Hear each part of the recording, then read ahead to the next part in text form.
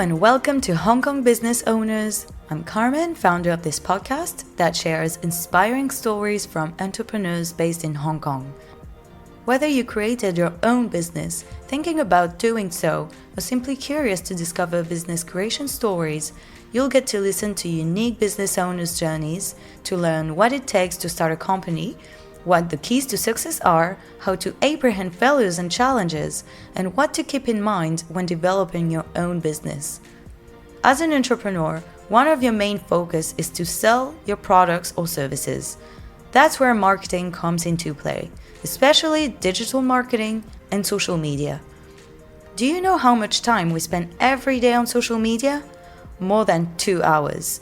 That's an opportunity to interact with your audience, reach new customers, and get more visibility.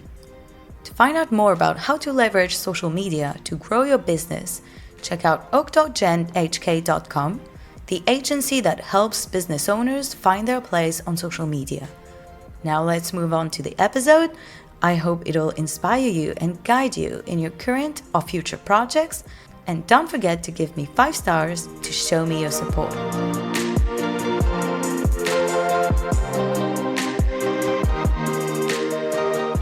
Welcome everyone to this new episode of Hong Kong Business Owners. Today my guest is an expert in real estate investment in France and the founder of Acheter pour louer, literally means buy to rent in English. Hello Sebastien, how are you today? Hello, I'm good. Thank you. Thank you for coming. I'm glad to have you today. Thank you.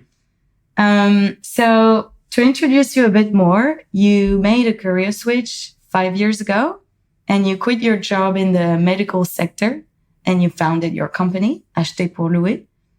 So basically you help people in Hong Kong invest in real estate in France and you support them and advise them during the whole process.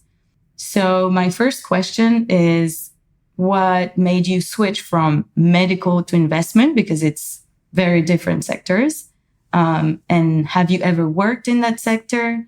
Did you learn everything yourself about investment? And actually, it's funny because there are a few entrepreneurs I interviewed and they left investment to do something else. And you, it's the opposite. But yeah, tell us how you started, how you learned everything. Yes, I was working in a medical field for 10 years, started in France, UK, and Hong Kong. And I was managing some private clinic in Hong Kong.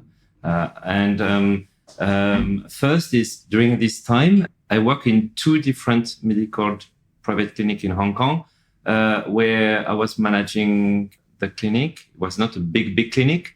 The last one I was managing like 40 people, but each time I was surrounded by doctors and CEO that use my relationship, what I'm good at. And I think what I'm good at is speaking to people, looking for other opportunity. You know, you need to grow, and it's not easy to grow if you don't think about other opportunity.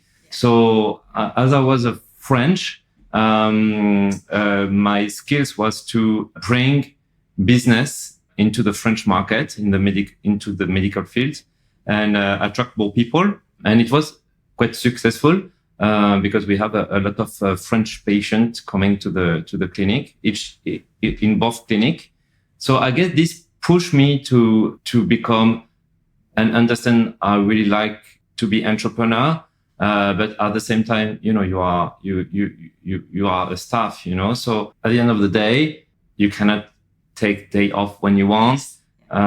You don't have a flexibility, and what it was really difficult at the last position, it was to have on the top management some decision that was against what I was thinking to do and good for the business. And that's one of the things I like as an entrepreneur, is at least you try, you do what you want, you know, and maybe you will do wrong, but at least you try. And that's one of the things I like as an entrepreneur. But during this time, I learned a lot about, I guess, to become entrepreneur. as well as when I was young, I started to work as age of 14 during my holidays. I did so many different jobs during summertime, and in different area. Like I was working in a market selling fruits and vegetables. I was working as a cleaner. I did so many different kind of jobs. Like as well, I was for many months I was doing a pizzaiolo, so I was making pizza, wow. and I was developing the business as well. So I guess it's all that's make me to think, okay, I want to become an entrepreneur. I have the skill now, and I can be ready. Lucky enough as well to have by my partner who pushed me to do that.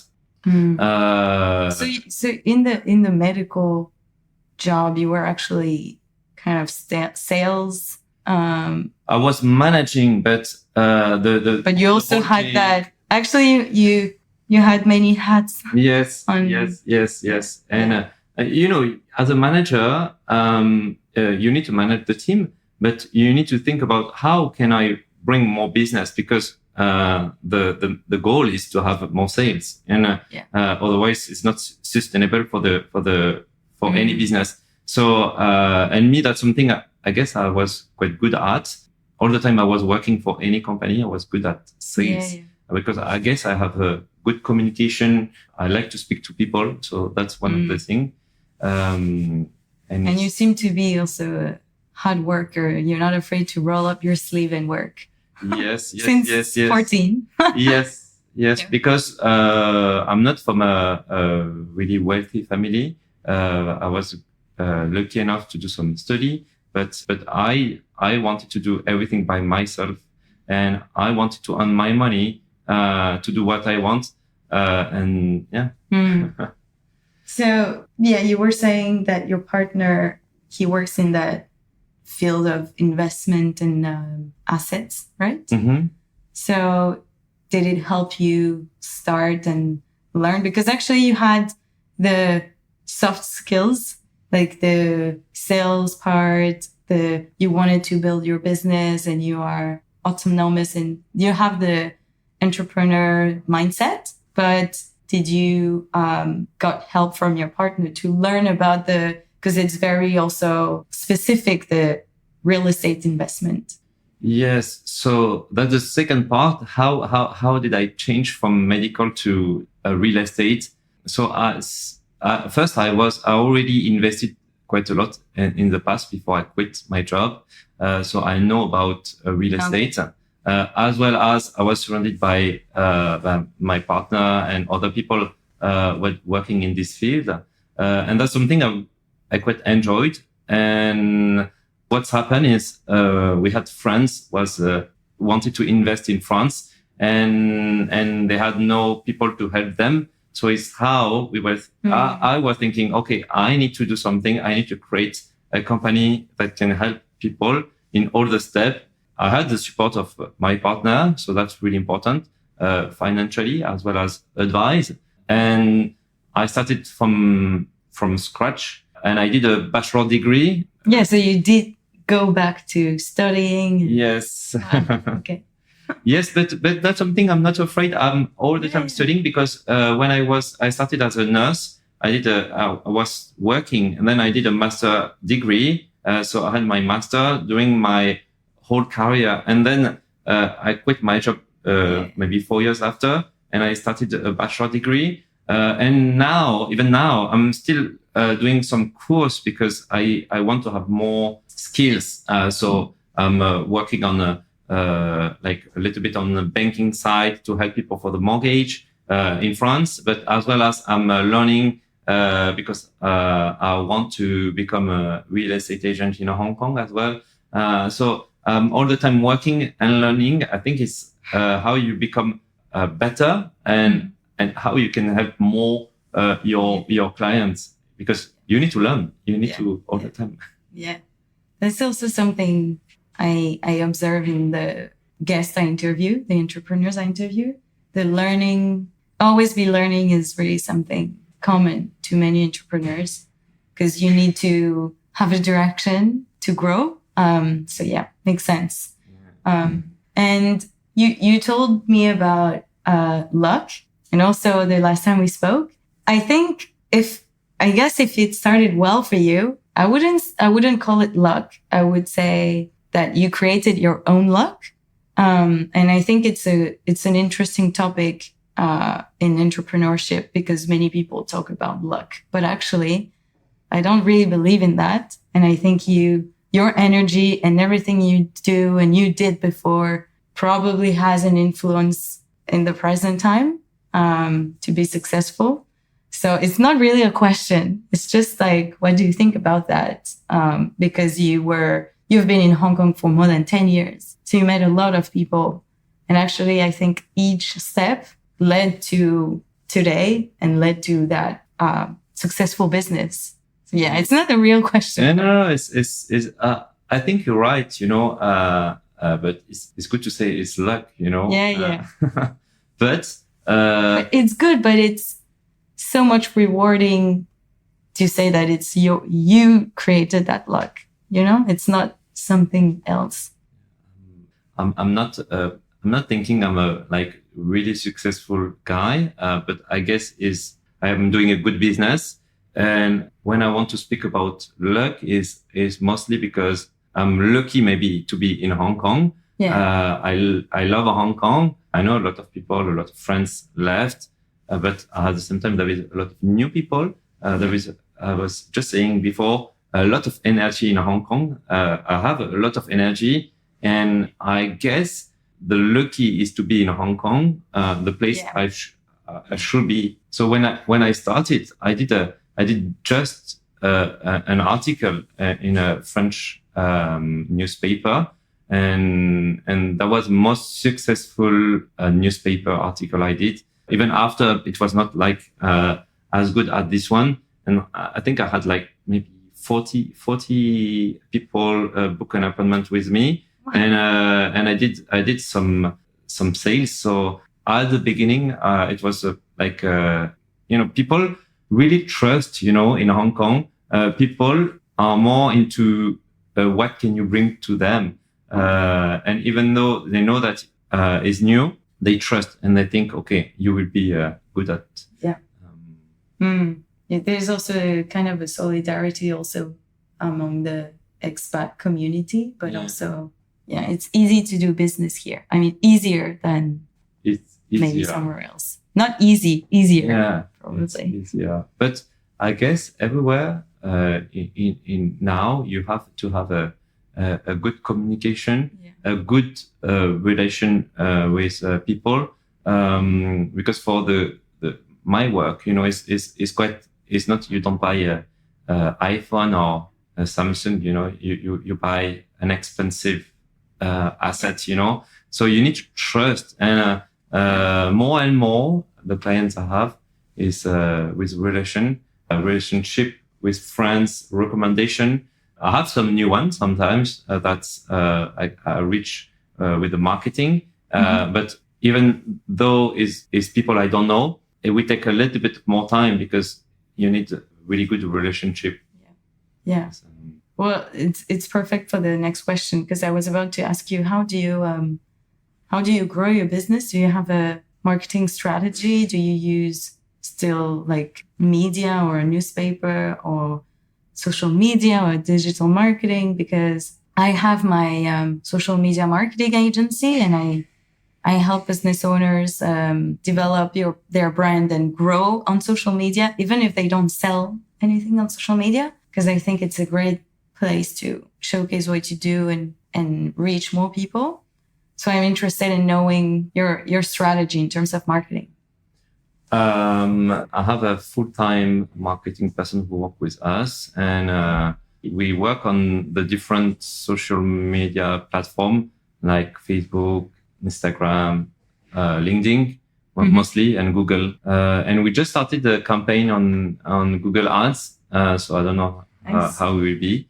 We do a lot of articles. We do 3 articles per week. We add into our website as well. I try to do some article that will be good for SEO. You mean article on you have a blog section on your website? A blog section. Yeah. So we put some properties we like, and we will do some promotion, but as well as some article about a subject because people will look online for a certain subject. Okay. So the goal is they go directly to our website. Okay. So SEO strategy with the blog and the articles, you mean? Yes. Okay.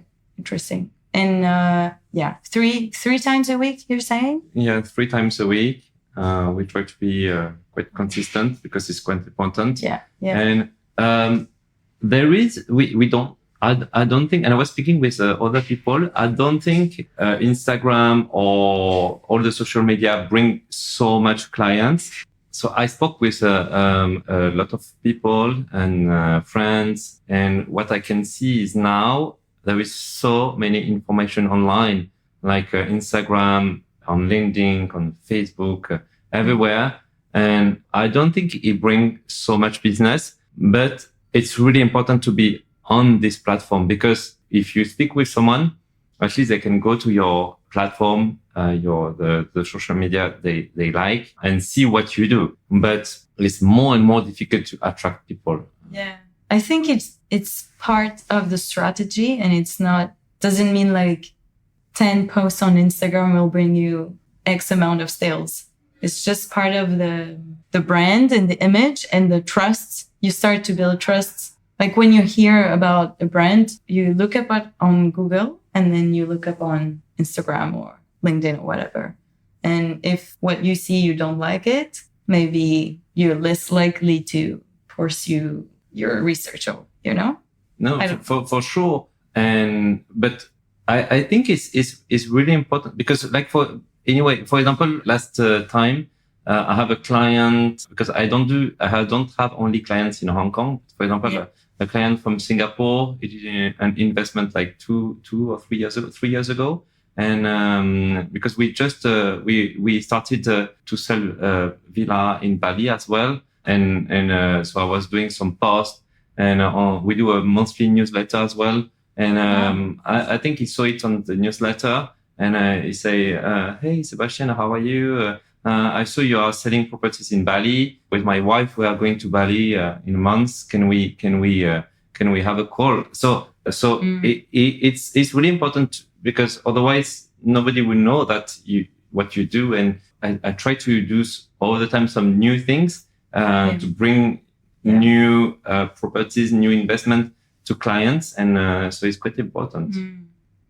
Yeah. So now you expanded your business, and you sell. I mean, it's available for your clients to buy in Bali, real estate in Bali.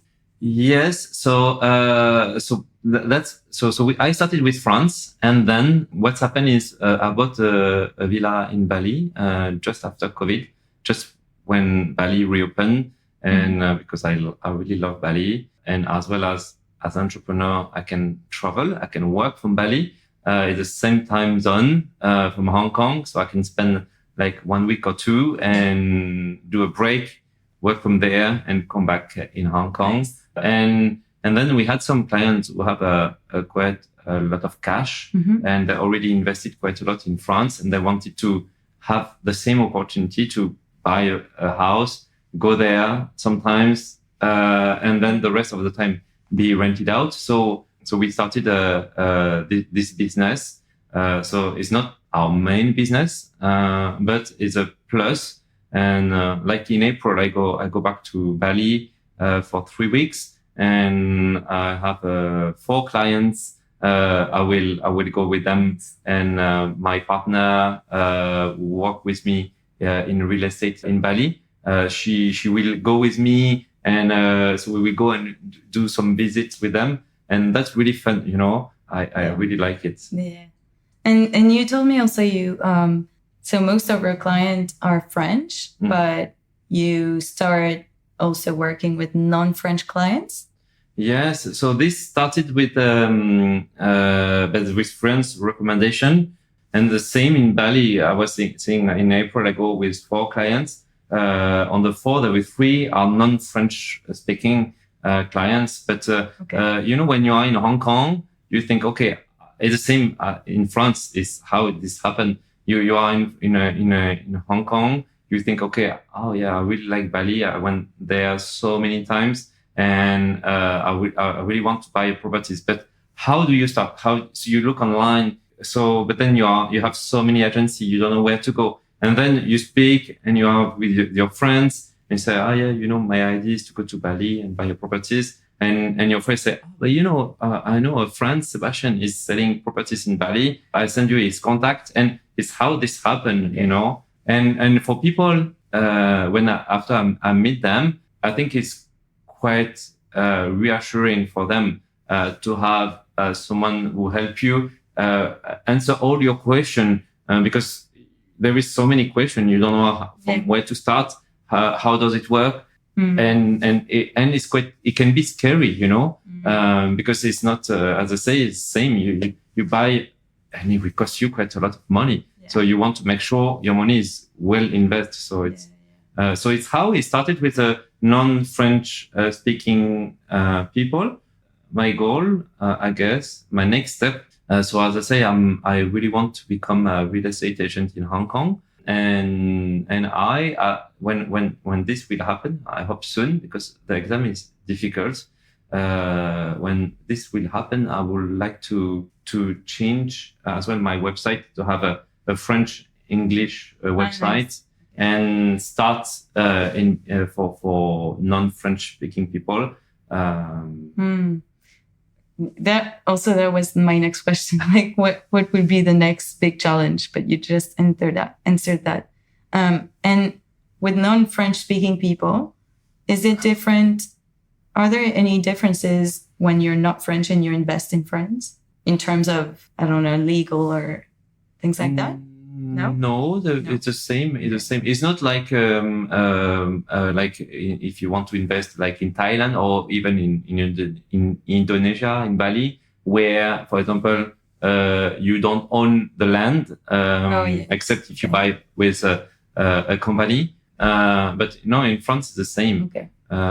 After, what I can see is people who are not French speaking people want to invest in France. They already went few times. Okay. They will like France. Yes. And they will look not really for a big, not for an investment. It's mostly to buy a property in Paris, let's say, a nice property and a nice flat that they can go sometimes, and the rest of the time it will be rented out. Okay. And as your company still grows, you told me that I don't know if you started or you're willing to start working with real estate agents, because from what you told me, you really want to have a lifestyle that you want, and freedom and flexibility seems very important to you. So you don't have a team, and you prefer to work with like real estate agents instead of having staff, because it's a lot of work to have a staff.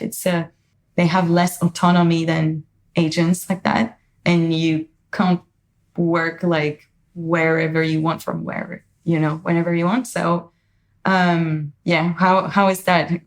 Can you tell us? So I already started to have some people working with me to bring me to do some referral and bring me some clients. My next step is to have freelance people. Of course, not real estate agent, obviously, because it's quite difficult to have the license. But under my license, people can work. So what I'm looking for, but I will do an ads. If you know any people interested, don't hesitate to contact me.